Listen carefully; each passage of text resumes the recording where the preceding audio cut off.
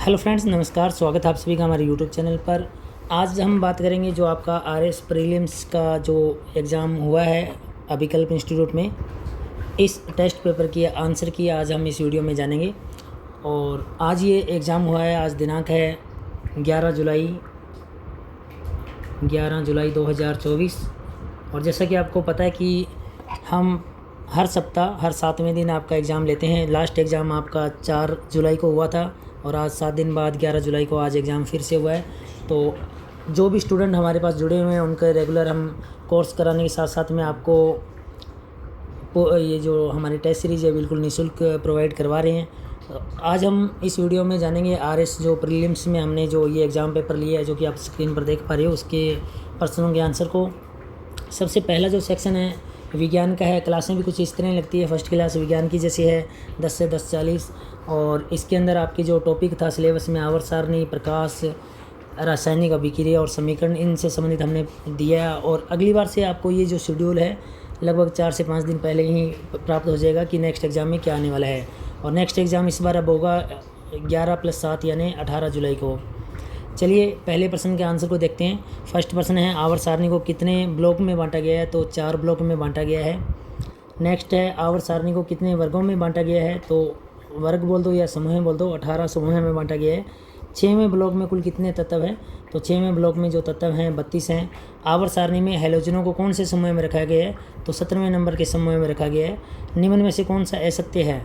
आवर्त सारणी में बाएं से दाएं जाने पर परमाणु का आकार घटता है, ये बिल्कुल सही है। वर्ग में ऊपर से नीचे जाने पर परमाणु का आकार बढ़ता है, सही है। आवर्त में परमाणु की आयतन और त्रिज्या घटती है, बिल्कुल सही है। वर्ग में परमाणु की आयतन एवं त्रिज्या में कमी आती है, ये कमी नहीं होती, वृद्धि होती है।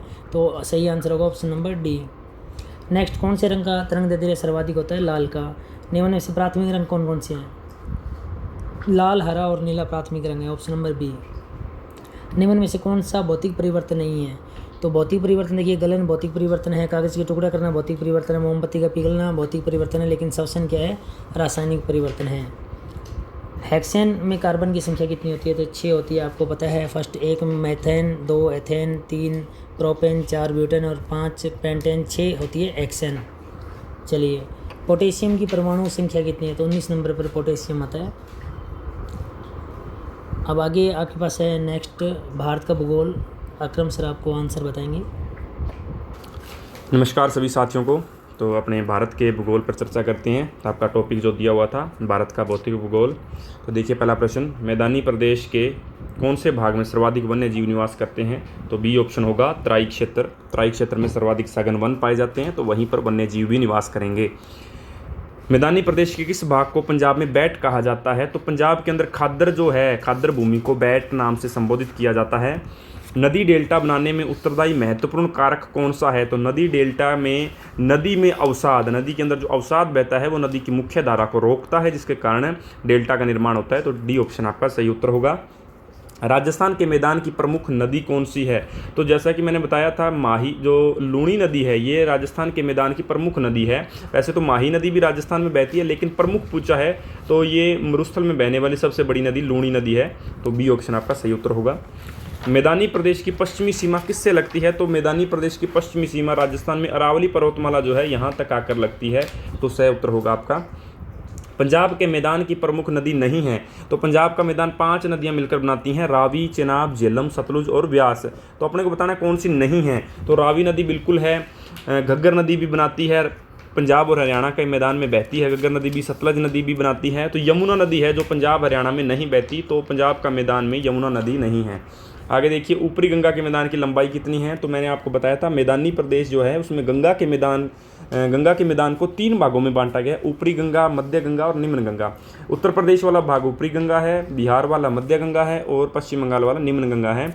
इसमें से टोटल गंगा के मैदान की लंबाई तो 1400 किलोमीटर थी, और अपने से ऊपरी गंगा का पूछा है तो 550 किलोमीटर ऊपरी गंगा के मैदान की लंबाई है, 600 किलोमीटर मध्य गंगा की है और 250 किलोमीटर निम्न गंगा के मैदान की है। इसी के साथ 1400 किलोमीटर पूरे होते हैं। तो ऊपरी गंगा के मैदान की 550 किलोमीटर।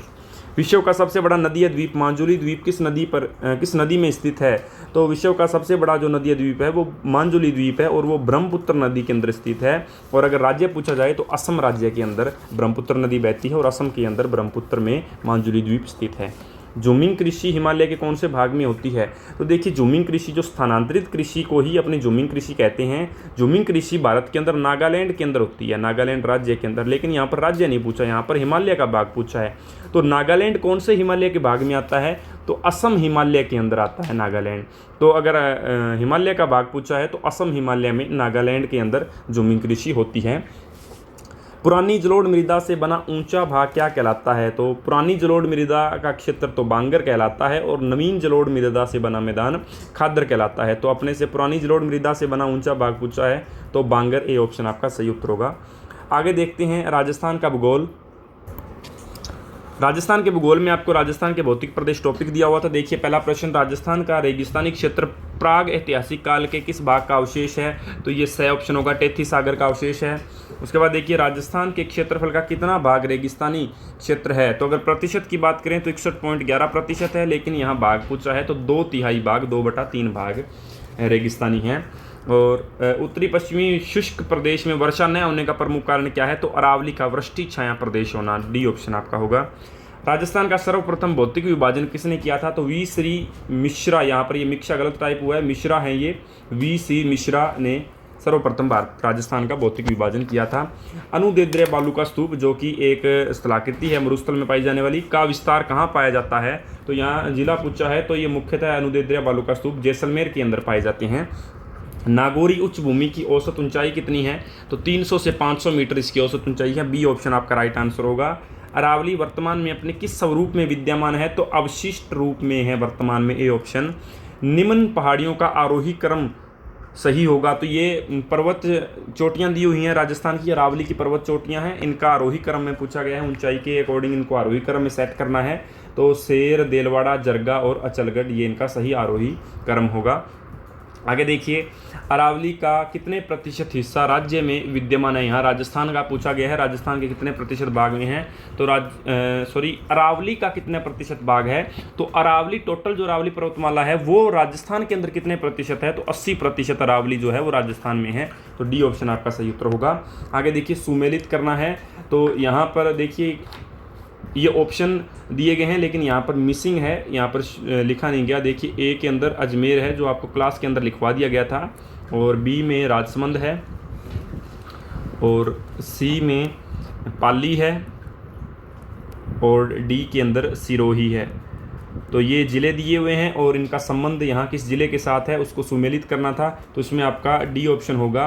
पहले का सी मतलब देसूरी किनाल का पाली से संबंध है, और तारागढ़ का आपका अजमेर के साथ संबंध है, बोराट के पठार का आपका राजसमंद के साथ संबंध है, और बाकर का सिरोही के साथ संबंध है। तो ये आपके राजस्थान के भूगोल के 10 प्रश्न कंप्लीट होते हैं।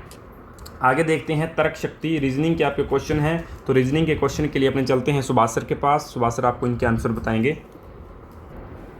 हाँ, तो देखिए आगे हम बात कर रहे हैं रीजनिंग के जो क्वेश्चन है आरएस के एग्ज़ाम में। तो देखिए पहला जो प्रश्न है इसका सही उत्तर होगा ब ऑप्शन। दूसरा जो प्रश्न है इसका सही उत्तर होगा स ऑप्शन बुधवार। तीसरा जो ऑप्शन है इसका सही उत्तर होगा भाई की पत्नी। और नेक्स्ट जो क्वेश्चन अपना है 44वां, इसका सही उत्तर होगा बहन या कज़न। और 45वां जो क्वेश्चन है इसका सही उत्तर होगा गुरुवार। क्वेश्चन नंबर 46 देखिए, 46 का सही उत्तर होगा स ऑप्शन। और 47 जो क्वेश्चन है इसका सही उत्तर होगा दक्षिण। 48 का सही उत्तर होगा उत्तर पूरब। और 49 जो क्वेश्चन है इसका सही उत्तर होगा 59। और लास्ट जो 50वां प्रश्न है इसका सही उत्तर होगा ब ऑप्शन। तो ये थे रीजनिंग के 10 क्वेश्चन। तो देखिए आगे जो मैथ के 10 क्वेश्चन हैं उनके बारे में थोड़ा डिस्कस करते हैं। 41 नंबर क्वेश्चन जो है इसका सही ऑप्शन होगा ए ऑप्शन 2100। और 42 नंबर जो क्वेश्चन है इसका सही उत्तर होगा स ऑप्शन। और नेक्स्ट जो क्वेश्चन है 43, इसका सही उत्तर होगा 54 वर्ष। और अगला जो 44वां प्रश्न है इसका सही उत्तर होगा 700। 45वां जो प्रश्न है इसका सही उत्तर होगा ब ऑप्शन। और 46वां जो क्वेश्चन है इसका सही उत्तर होगा 256। 47वां जो क्वेश्चन है इसका सही उत्तर होगा 26। और 48वां जो क्वेश्चन है इसका सही उत्तर होगा 48। और क्वेश्चन नंबर 49 है इसका सही उत्तर होगा ए ऑप्शन 44। और 50वां जो प्रश्न है इसका सही उत्तर होगा 358। इसके बाद देखिए भारत की अर्थव्यवस्था से संबंधित क्वेश्चन है। क्वेश्चन नंबर 41 है इसका सही उत्तर होगा श ऑप्शन। और 52 नंबर क्वेश्चन है इसका सही उत्तर होगा ब ऑप्शन। और 53 नंबर प्रश्न है, इसका सही उत्तर होगा श्यामा प्रसाद मुखर्जी, ए ऑप्शन। और 54 नंबर क्वेश्चन है, इसका सही उत्तर होगा 1977। और उसके बाद देखिए 55वां प्रश्न है, इसका सही उत्तर होगा 5 यानी बे ऑप्शन। और 56वां जो प्रश्न है, इसका सही उत्तर होगा 1965 यानी डे ऑप्शन।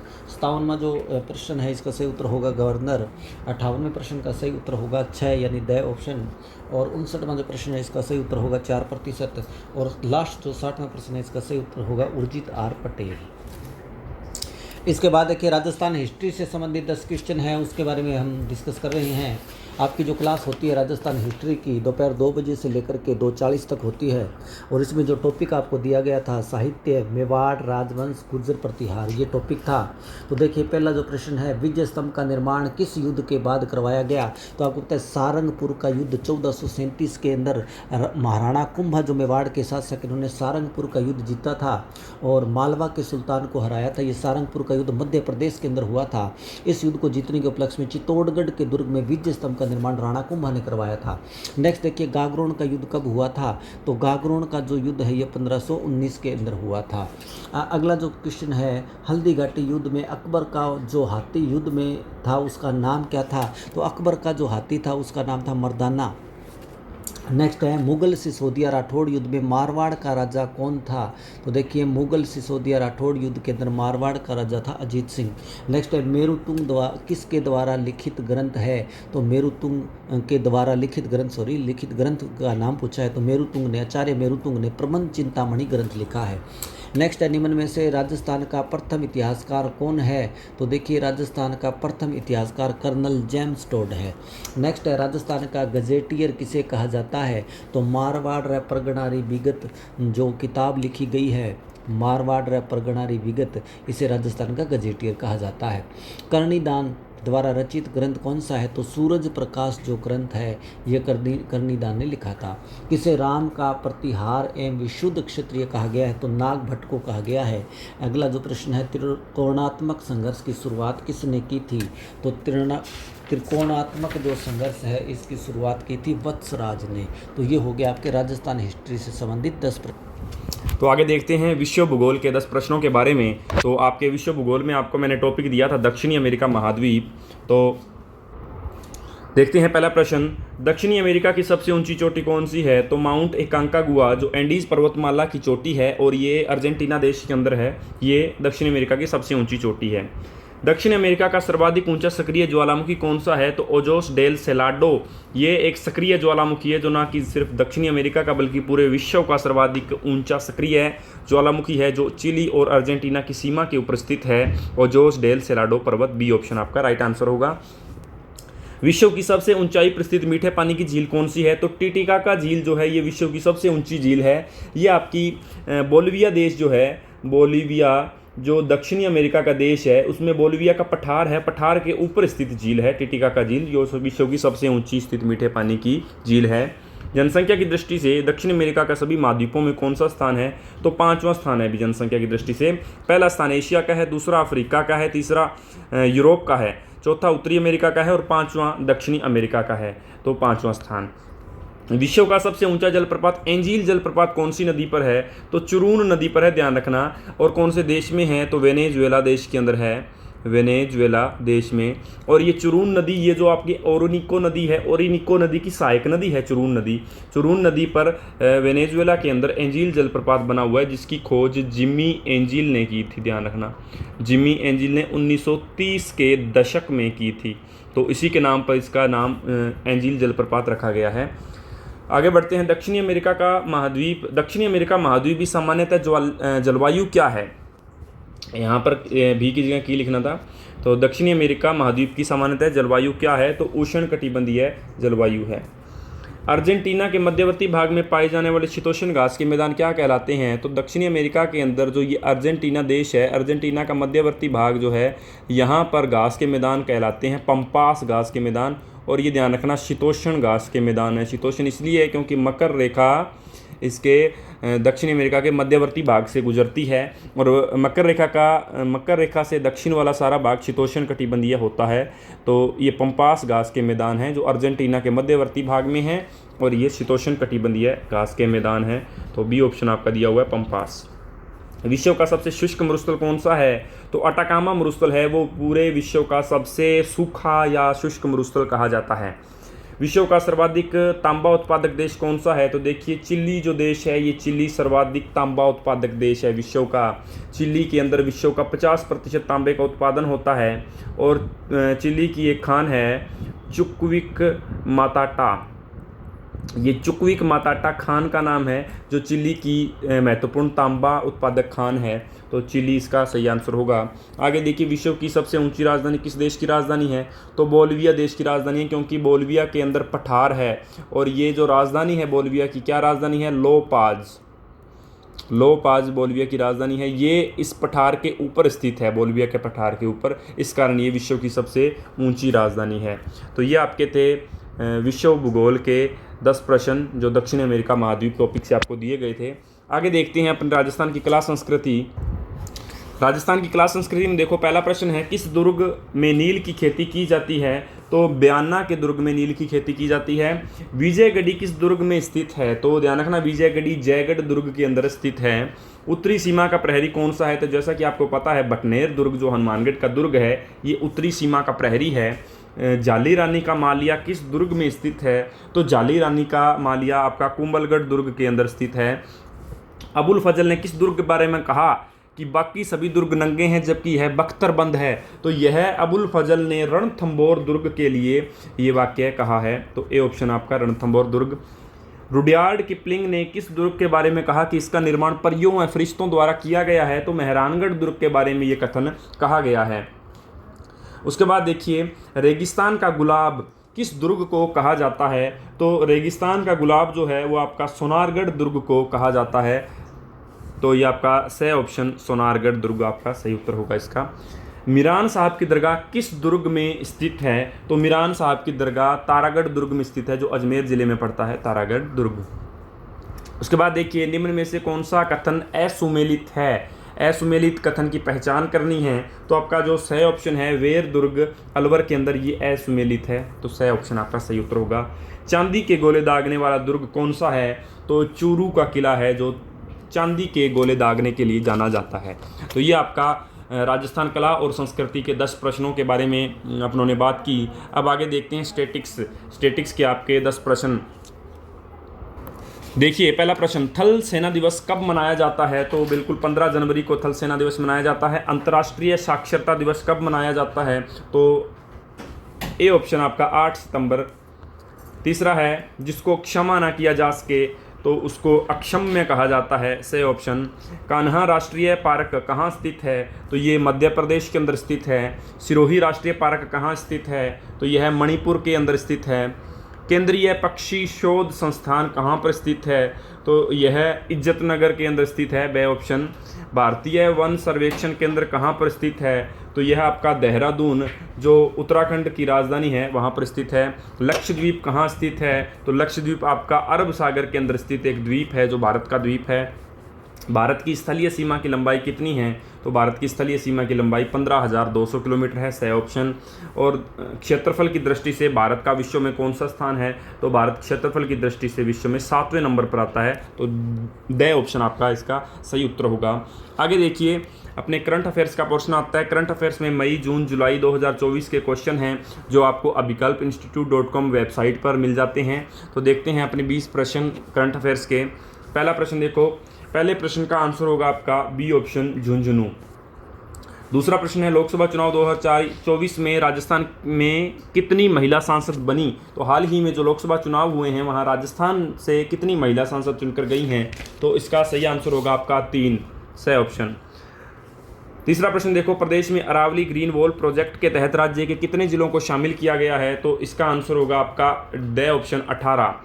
राजस्थान के नए राज्य मुख्य सूचना आयुक्त कौन बनाए गए हैं? तो इसका आंसर होगा आपका ए ऑप्शन, ML लाठर। हाल ही में चर्चित सांवरिया सेठ का मंदिर राजस्थान के किस जिले में स्थित है? तो ये राजस्थान के चित्तौड़गढ़ जिले के अंदर स्थित है। राजस्थान पुलिस के नए डीजीपी उत्कल किसे बनाया गया है? तो नए डीजीपी उत्कल जो हैं वो रंजन साहू, सही ऑप्शन जो है आपका रंजन साहू को बनाया गया है। हाल ही में राजस्थान के किस मंत्री ने अपने पद से इस्तीफा दिया है? तो इसका ऑप्शन होगा किरोड़ी लाल मीणा, बे ऑप्शन। हाल ही में पहली बार किस देश में महाराणा प्रताप महोत्सव का आयोजन किया गया है? तो ये आपका जॉर्जिया देश के अंदर किया गया है। केंद्रीय विधि मंत्रालय ने जस्टिस एस चंद्रशेखर को राजस्थान उच्च न्यायालय का कौन सा न्यायाधीश नियुक्त किया है? तो ये 33वां न्यायाधीश बने हैं जिनका नाम है जस्टिस एस चंद्रशेखर। तो 33वां द ऑप्शन। मुख्यमंत्री ने राजस्थान में कितने फ्लाइंग स्कूल खोलने की मंजूरी प्रदान की है?